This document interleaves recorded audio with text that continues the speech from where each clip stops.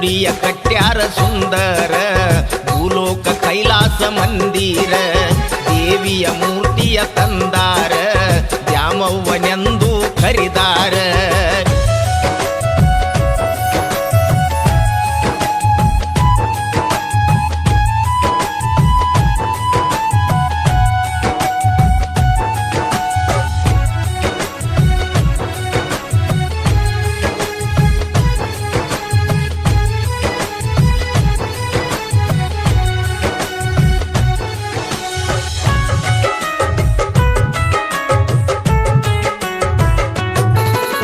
Basavannappa Madivala